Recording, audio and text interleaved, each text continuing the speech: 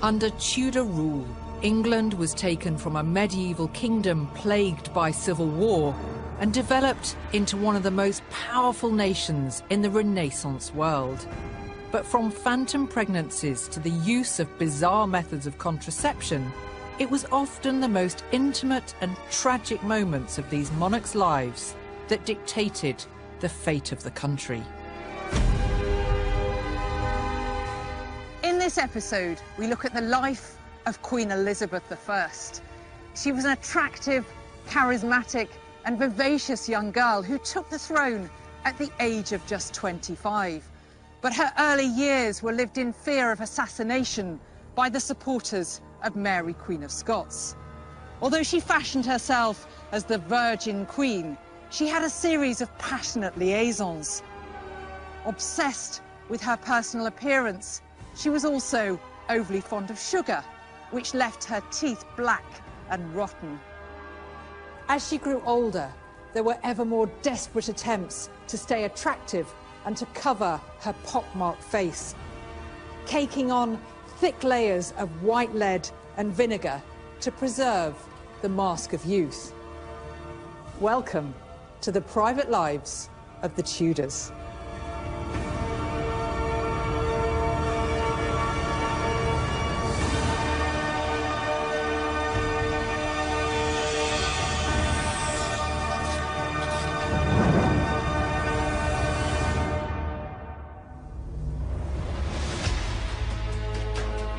Princess Elizabeth was only third in line to the throne of England. So when her father, Henry VIII, died aged 55 at his palace in Whitehall, the crown passed to her brother, Edward. But not wanting to declare Henry dead, his accession had to be kept a secret. They didn't want to risk people knowing that the country was without a king, so they even had meals delivered to Henry's room to make it look like he was still alive. But 3 days later, on the 31st of January 1547, they announced the death of Henry and proclaimed his son, King Edward VI of England. Aged just 9 and under the charge of the Privy Council, Edward was put into a rigid routine of ceremony and official business, a stark contrast to the glittering world of his father's court. The boy that arrives is a stranger. We know little about him. We see the king really only from a distance and darkly, as it were, through a glass. He has a very strong personality. He's bright. Like all of these children, he's self-confident about himself. But there's also this very cool, detached, very willful personality, almost cold and peremptory. Evidence of this still survives in the king's personal writings. This is now my office at Hampton Court Palace, but it was originally built for Edward VI. And it may have been here that the young prince started his journal, aged about 11. Edward was the only one of the Tudors to keep a diary, but sadly, it's rather lacking in titillating gossip and scandal, as you might expect for something written by someone so young. But it's also lacking in emotion.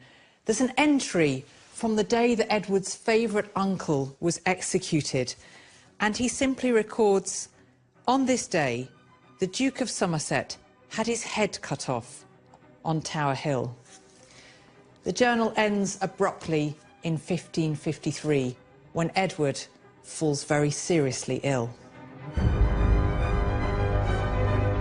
Edward is stricken with a mystery illness, possibly some kind of chest infection brought on by a recent bout of measles. He is reported to be suffering from shortness of breath and a dangerous fever. His reign is one of remarkably good health. He only has a bout of measles in 1552, and that may be the start of things going wrong. It can be a much more serious disease than we often give it credit for being. It might have been tuberculosis, it might have been sweating sickness, but he was only weakened at the end of his life. He wasn't weak from day one. It was his father's greatest fear. Henry had obsessed about protecting Edward from any illness during his lifetime. But after only 6 years, 5 months and 7 days on the throne, Edward was dead at the tender age of 15.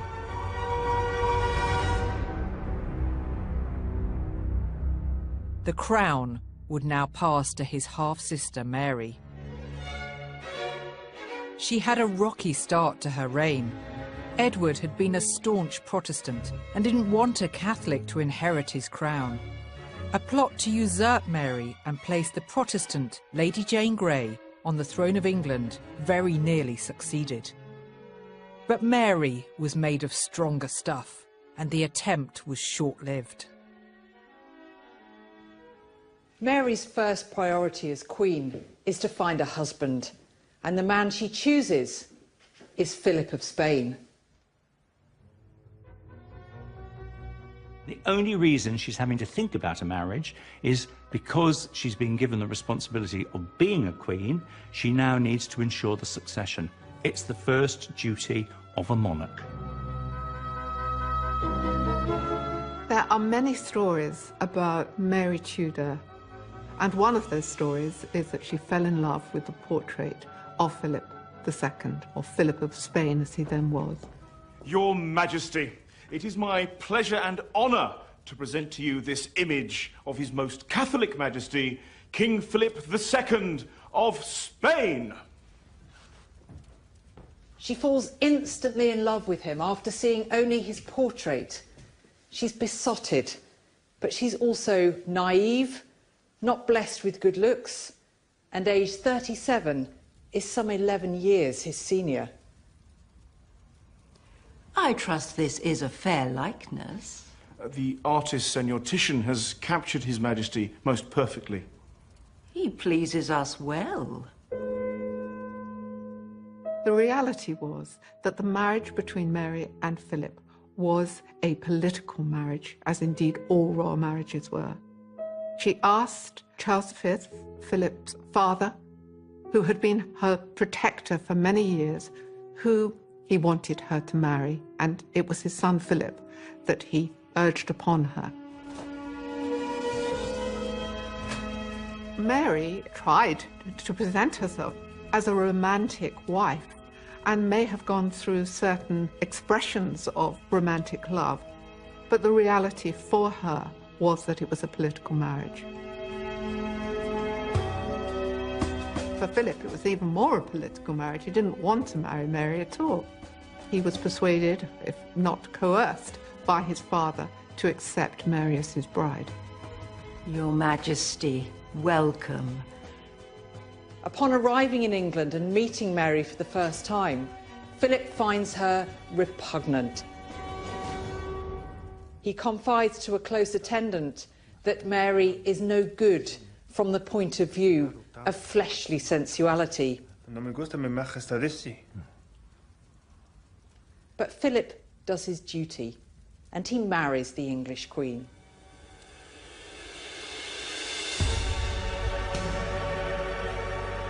The marriage, when it happens in July 1554, goes quite well, really. Philip, he knows he's buying a woman who's past her best. Philip had been married before and he'd fathered a son. This gave Mary hope that she could conceive a son for herself. There was also a large age gap between them. Philip was then 27 and Mary 38, so time was running out for him. She was very keen to get the marriage started and to share Philip's bed. Within days of her wedding to Philip, Mary believes she is pregnant. As the weeks progress, she shows all the signs, including morning sickness and a swollen belly. When the 9th month approaches, she enters her confinement at Hampton Court. Everything has been prepared for the royal birth. Mary believed she was pregnant because she had the symptoms of pregnancy. Her stomach swelled. It's even said that she was lactating. She felt nauseous, and even her doctors were convinced that she was pregnant. The whole realm thought that Mary was pregnant.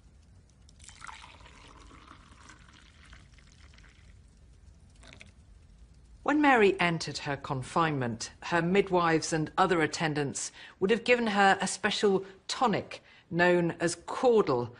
This comprised ale mixed with various other ingredients such as sugar, honey, saffron and ginger. It was believed that this caudle would strengthen the expectant mother for the labour that lay ahead. But the reality in Mary's case was that she didn't need it.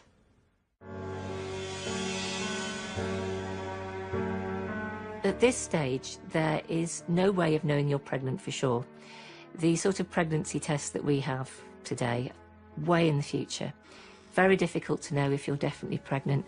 Very easy to mistake pregnancy for a whole host of other things. In November, she thinks that she can feel the baby quicken inside her. She takes her chamber in May. This is when you depart into your private apartments and seal yourself off, which was a normal thing for a wealthy Tudor woman to do.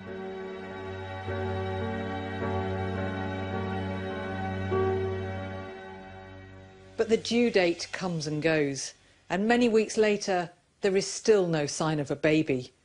Mary's stomach decreases in size, and it becomes obvious that it was a phantom pregnancy. It has to be said that Mary was not the only woman in the 16th century who did have symptoms of pregnancy when they were not, in fact, pregnant. Phantom pregnancy is actually a known medical condition. It's basically where a woman is so desperate to get pregnant that her body is actually deceived into thinking that she is pregnant. Very sad because, of course, Mary is made fun of by lots of people after the pregnancy is discovered to be false. Must have been a terrible tragedy for her. Not only did she have to suffer the public ridicule, but she was also seemingly abandoned by her husband. One of the things that happened as a result of her failing to bear a child was that Philip then left England, and for over a year she was without him, begging him to return, knowing that she couldn't fall pregnant without him. So on a personal level and a dynastic level, it was a terrible blow for Mary as queen and as a woman. But it wasn't the last time Mary would be mistaken in thinking she was pregnant, because 2 years later she began to show signs of pregnancy again, although many had their doubts. The Queen believes herself to be pregnant. She can only believe that for two reasons. One, that Philip is back in England, and secondly, that they must have had intercourse again.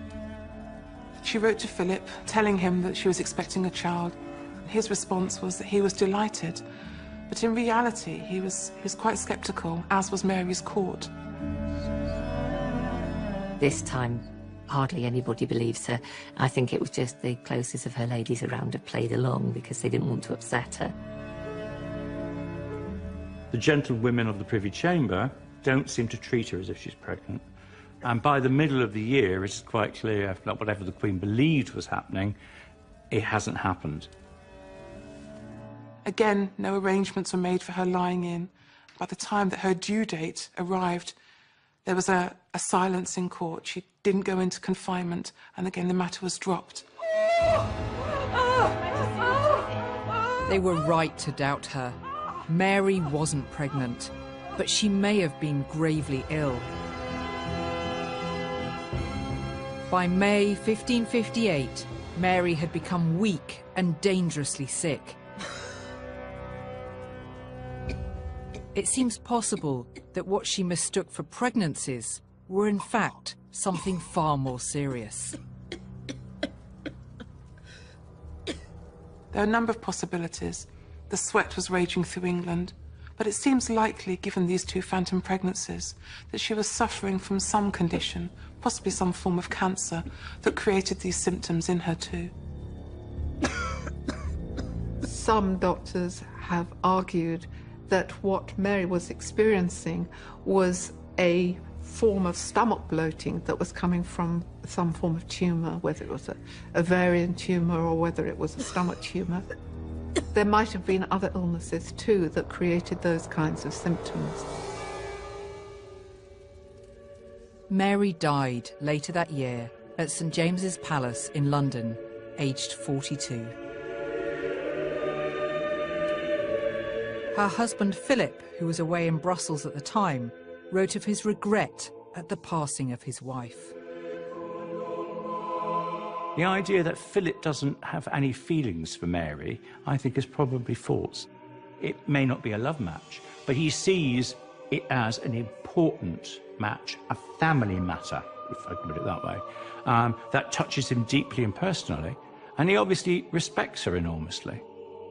And that tells us something about Mary, I think, because to be respected by somebody like that, a man brought up to be King of Spain, I think that implies that Mary herself must have had more than we often see from the distance that we're allowed to get.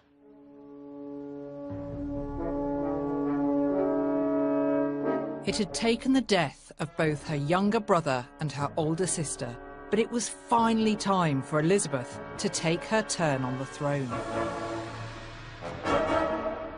Aged 25, Elizabeth was greeted with open arms by her subjects.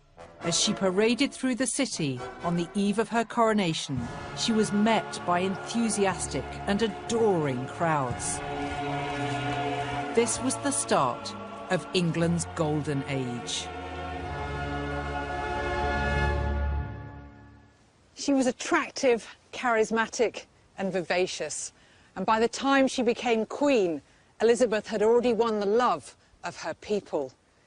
But alongside the celebrations that accompanied her accession, there was an underlying unease among her new subjects that they were once again being ruled by a woman.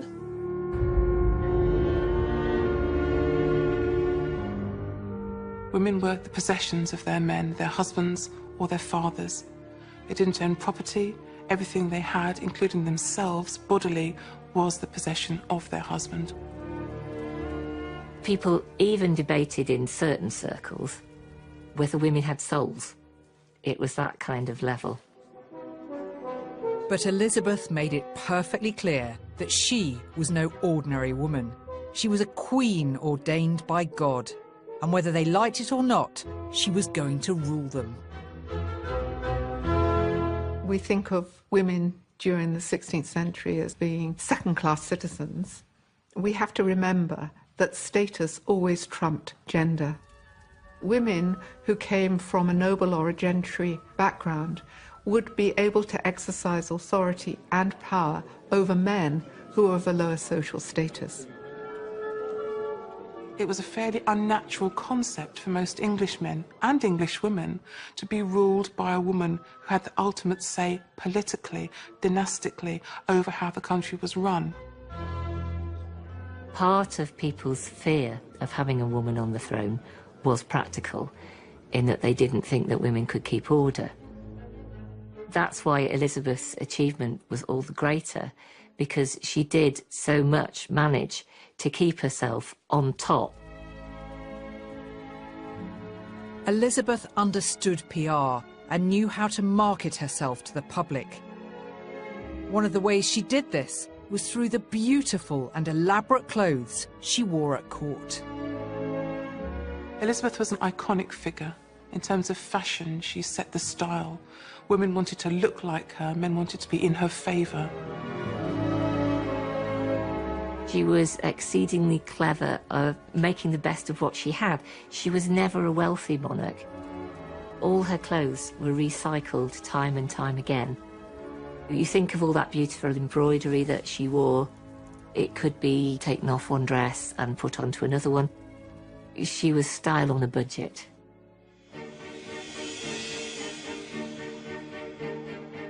To better understand how Elizabeth would have dressed, I've come to meet collections curator Larry Lynn in the costume department of Hampton Court Palace.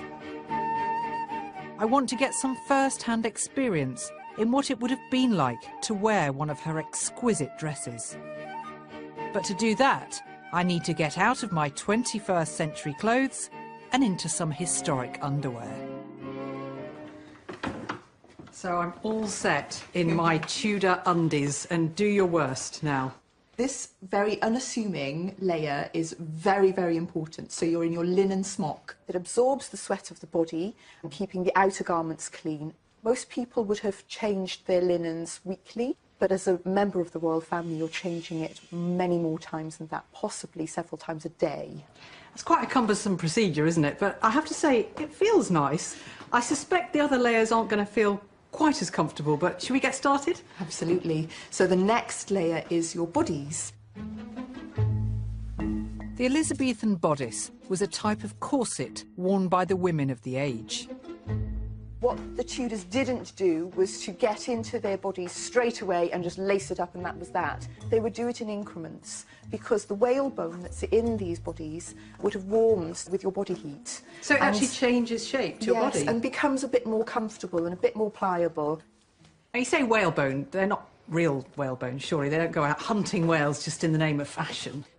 In the 16th century, the great voyages of discovery are crossing the Atlantic and finding these huge whale fisheries, and they're bringing back all this whalebone. Whalebone during the Elizabethan period was a highly prized commodity, so much so that it was considered a royal fish, meaning that to this day, any whale found in English waters belongs to the monarch. Elizabeth is dressing not only for fashion, but to project her might and the power of her expanding empire. And so she wants to show all of these wonders. And what better way than to use whalebone in as many different ways as possible. Next to go on is the bomb roll, a kind of padded cushion often filled with feathers and tied around the waist so it hung at the back. This would act as a support for the hooped skirt, known as a farthingale, which would have been stiffened with either bone or cane to add the rigid shape we often associate with Elizabethan women.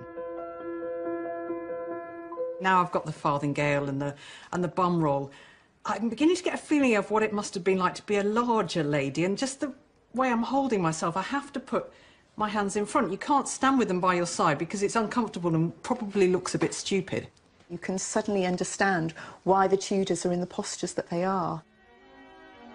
Tudor portraiture always shows the ladies with their hands sort of crossed or holding something.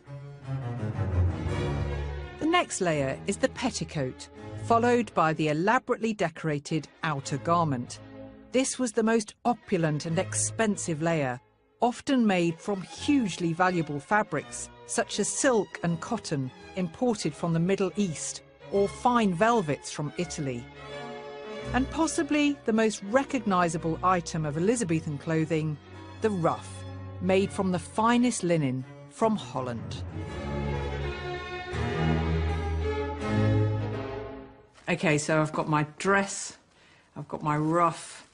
Where's the bling? I need some jewellery. Elizabeth loved her diamonds and pearls and rubies. Can we have a little bit of that, perhaps? Elizabeth was particularly keen on her pearls and is seen wearing them in many of her portraits.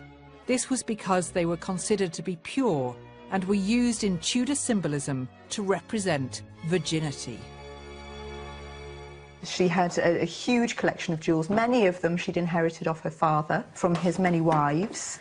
One ring that we know is missing from your fingers now is a locket ring that she was found wearing when she died. It was a jewelled ring like any other, but it opened, and inside was a silhouette of herself, but also a lady in much earlier Tudor dress, looking very, very much like the portraits that we know of Anne Boleyn. So before we're quite finished, there is the pièce de résistance, the crowning glory, of course, the wig. Thanks to my able sisters here, I have all of my outfit complete, my wig, my jewels, my beautiful gown and what lies underneath. I'm ready to sally forth into court, am I not?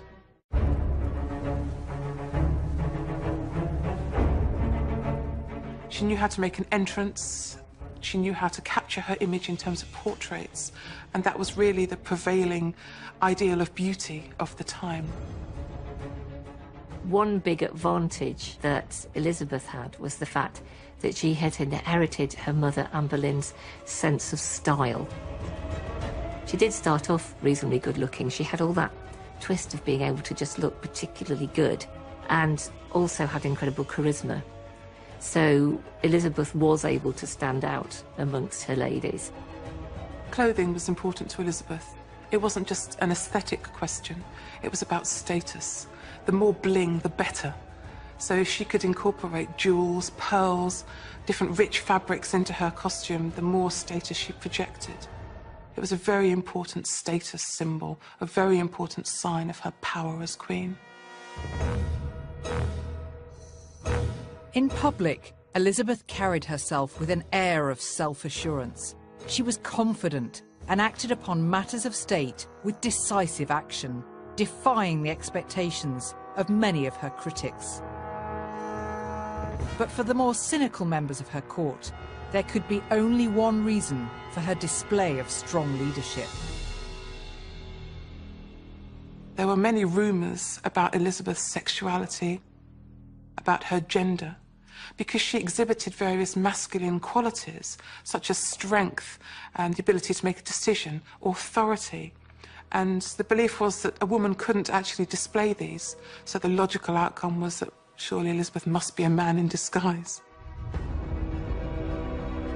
Elizabeth was well aware of these attitudes and played the game very cleverly.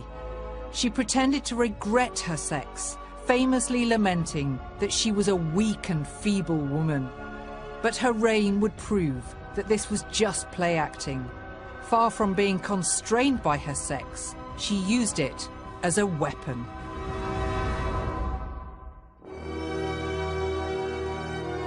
Elizabeth used her sexuality at court for certain because it was a function of her gender.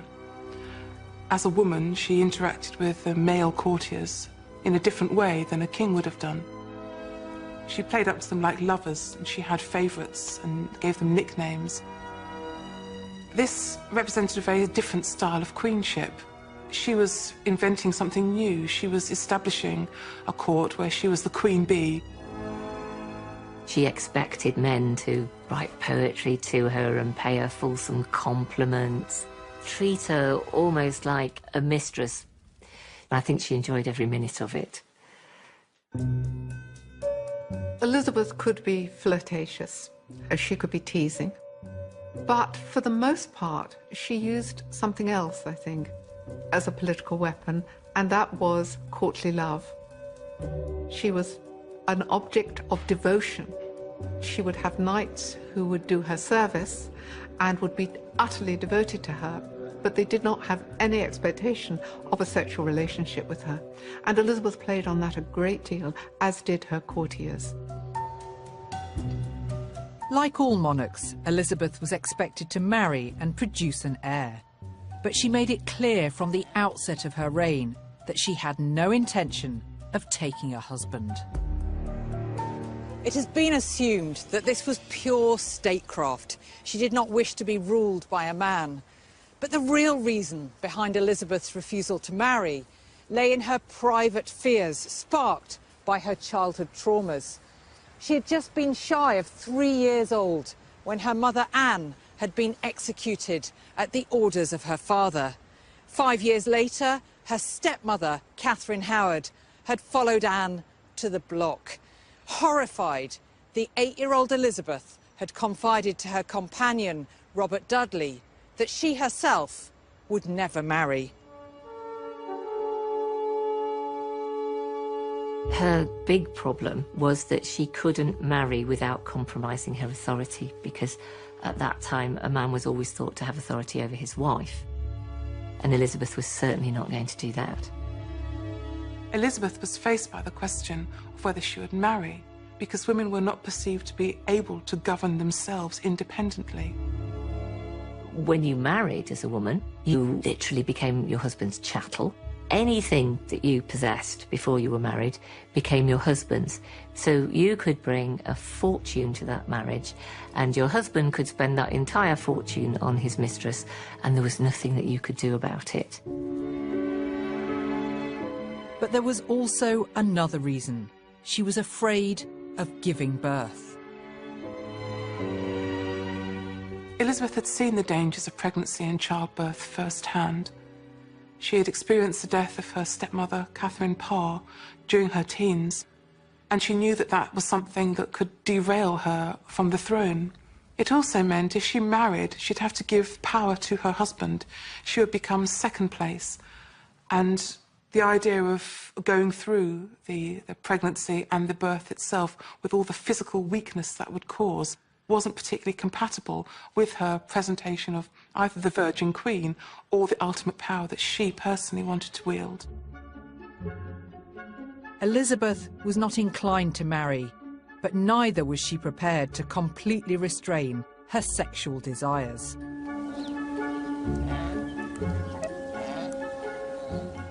Whether or not Elizabeth I was really the Virgin Queen has been one of the most hotly debated subjects in history. Although her iconic image was rooted in her virginal state, rumours about her sexual misconduct with a whole host of men were forever breaking out.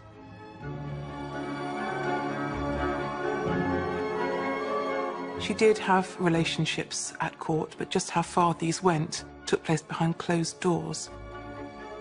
She did have a relationship with some of her courtiers, which was more intimate, sometimes expressed even in physical touching. It was erotically charged, and this created a style at her court which was obviously very different from that of her sister or her brother, and indeed even that of Henry VIII. Among Elizabeth's many flirtatious relationships with her male courtiers, the one that inspired by far the most gossip was that with her long-standing confidant, Robert Dudley. Friends since childhood, by the time that Elizabeth became queen, they were inseparable.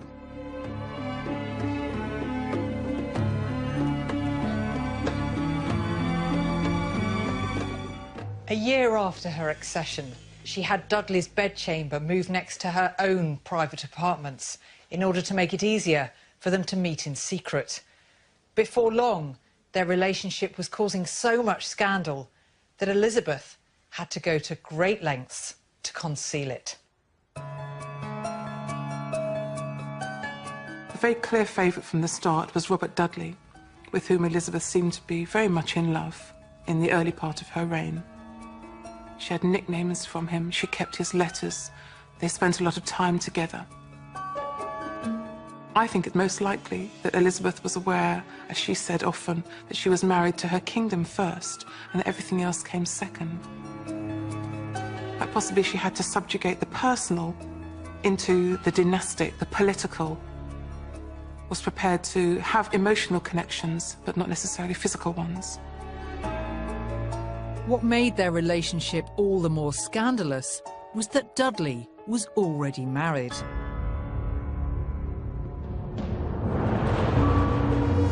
Things came to a head when his wife, Amy Dudley, was found dead at the bottom of a short flight of stairs. Elizabeth and her alleged lover were both implicated in the death. She couldn't marry him, particularly after his wife, Amy, died in mysterious circumstances. She simply couldn't allow her name to be linked to what was possibly a murder plot. The rumours at court spread like wildfire. There were accusations that Dudley had his wife killed, so he was free to marry Elizabeth. Although these claims were unsubstantiated, they were enough to force the Queen to distance herself from Dudley.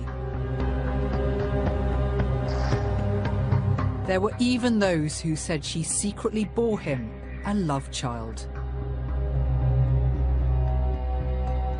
Whether the relationship actually became physical, we can't say for certain. There was no recorded pregnancy as a result, but that doesn't mean it didn't happen. She was a very cautious lady, so that I don't think she would have engaged in any sex that would have risked pregnancy. But that doesn't mean to say that it wasn't sexual in the sense of erotic. Elizabeth probably was bearing in mind, though, the danger to herself if she did conceive a child. She didn't want to run that risk. Sex outside of marriage in Elizabethan England was widespread, and there were even books published on the subject of lovemaking. But having children out of wedlock was a different matter altogether, so they had to find ways to prevent this. Birth control in the Tudor period was rudimentary, to say the least. Some methods, admittedly, would still be employed today, such as coitus interruptus or the rhythm method, whereby a woman would abstain from sex during her most fertile period. But most of the Tudor methods of birth control were outlandish. Some women wore amulets around the neck or thigh, often containing herbs that they believed to have contraceptive properties, such as honeysuckle or oil of mint. But bizarrely, they would also sometimes contain oddities, such as dried cat's liver, donkey dung, or even weasel's testicles. But the most common methods involved inserting some kind of barrier, whether that was, bizarrely, a slice of lemon, or perhaps a piece of wax moulded to shape. But the most popular was a sponge. Now, this would be cut up and soaked in vinegar.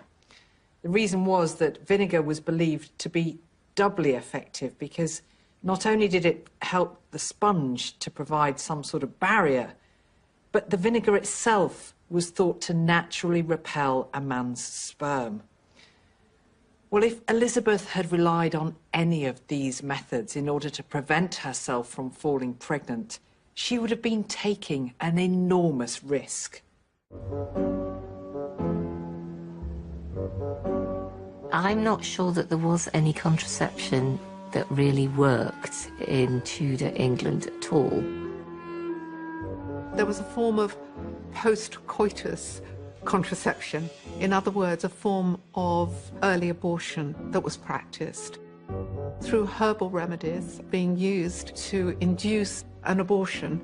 These were the ways in which historians now think that contraception was practiced. Whether they worked or not, most women would have learned about these birth control methods through their female friends. Although Elizabeth did not have friends in the true sense of the word, she did become very close to a number of her most intimate attendants. They included Elizabeth Fynes de Clinton, who facilitated her royal mistress's meetings with her male courtiers, and her old governess, Cat Astley, who knew many of her most intimate secrets. At least one of Elizabeth's ladies would even sleep in the same room as her. This meant they were able to run errands for the Queen at a moment's notice. She did have a lot of ladies who served her faithfully all the way through her life.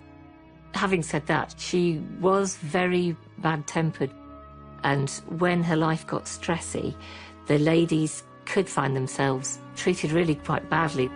They were pinched, and in fact she even broke the finger of one of her ladies. So she could be a very difficult woman to work for.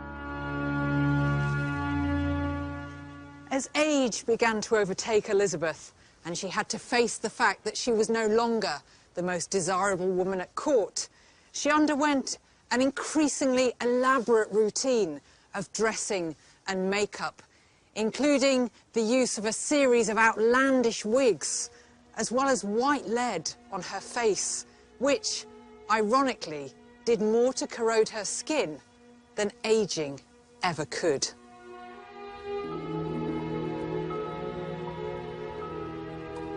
Elizabeth notoriously took a long time to get herself ready, to make herself presentable. It was very much a theatrical process. She would have had her ladies ready to help prepare her skin.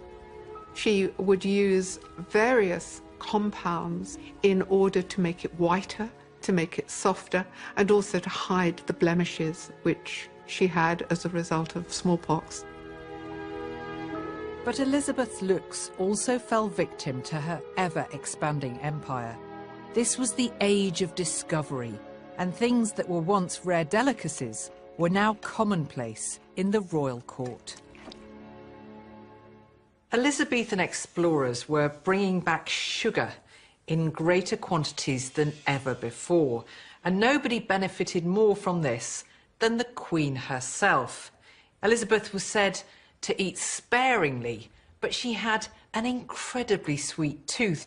She would add sugar to everything, not just cakes and chocolates, but to wine and even salads.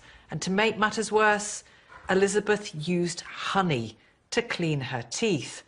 Well, not surprisingly, those teeth soon started to rot and fall out, which made Elizabeth's appearance change. Her face seemed rather gaunt. So she used what were known as plumpers, pieces of cloth that she would stuff into her cheek to make herself appear as she did before. Well, these had another advantage, because the plumpers would first be soaked in some sweet-smelling oil or potion, which helped to offset the stench of Elizabeth's foul breath. Towards the latter part of her life, Elizabeth was practically bald and toothless. A secret that the young Earl of Essex accidentally discovered. The audacious Earl, who was more than 30 years her junior, played court to her like a lover, and Elizabeth was obsessed with him. But their liaison came to an abrupt end when he burst into her bedchamber early one morning.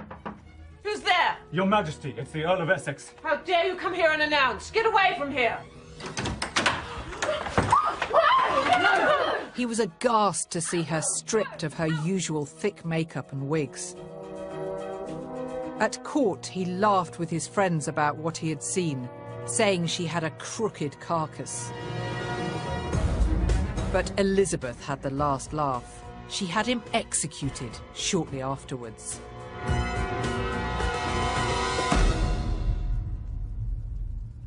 This is a time when no person of any standing is ever left on their own.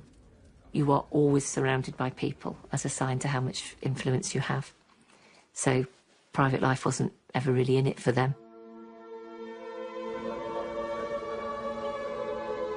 As time went by, Elizabeth's reign continued with strength and the love of her people. But while the years brought her reverence and respect, they also brought her loneliness. She had outlived most of her longest-serving confidants, and her flirtatious liaisons and romances had all but ceased. It was also noted by witnesses at court that the once vivacious and beautiful Queen had started to fade. Elizabeth, at the end of her life in private, would definitely have been no oil painting. In later years, as she aged, she deliberately asked for this to be concealed, and portraits were created to make her look young still and youthful. By the age of 69, Elizabeth had sat on the throne for 44 years, and having been married only to her country, she was to be the last of the Tudor dynasty. But her memory and her family's legacy would continue to live on. I think the Tudors are remembered the way they'd like to be remembered, particularly Elizabeth I and Henry VIII, because I would imagine that most of our first thoughts would be those famous portraits by people like Holbein of Henry, the Armada portrait for Elizabeth, which show them in full splendour exactly the way they wanted to be remembered. So I think you have to say they got it right. To the very last, she continued with her public duties and ruled with authority. But she began to suffer from ill health, which made her increasingly debilitated. Elizabeth's reign was coming to a close.